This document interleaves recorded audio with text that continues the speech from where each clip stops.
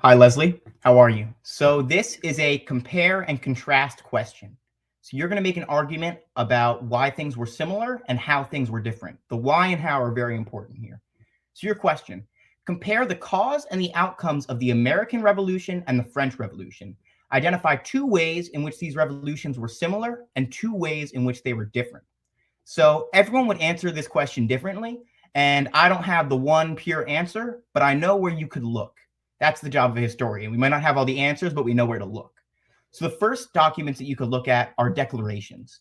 So there's the French Declaration of the Rights of Man and Citizen, and there's the response by Olympe de Gouges, the Declaration of the Rights of Woman and Female Citizen.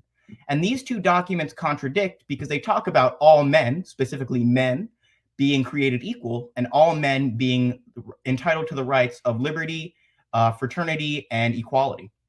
There's also the Declaration of American Independence, the North American Declaration of Independence. So this document, you'll notice how there's also protections of the right of property as well.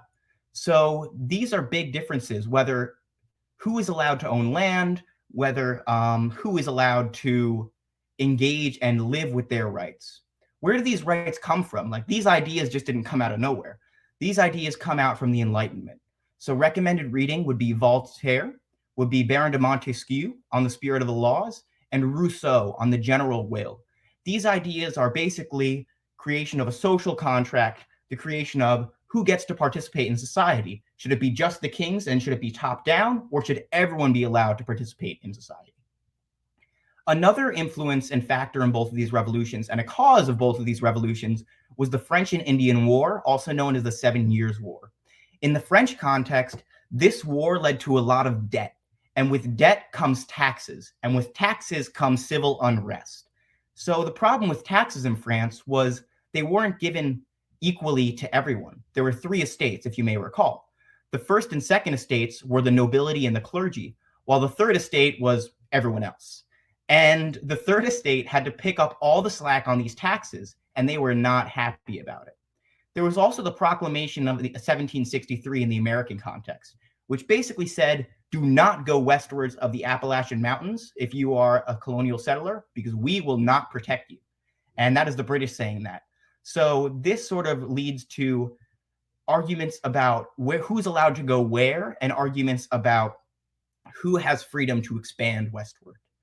And of course, there's a lot of taxation in the British context. While the British were paying more back at home than the American settlers were still upset because they were not represented in Parliament. So again, this classic quote, taxation without representation, while the taxes might not have been too high, the representation was not there. So again, we're looking at questions of representation, we're looking at questions of ownership, we're looking at questions of natural rights that come from the Enlightenment, and we're looking at questions of debt. So I hope that answer gives you some places to look. And if you would like to book a session with me, I would be very grateful. And thank you for your time. Thank you.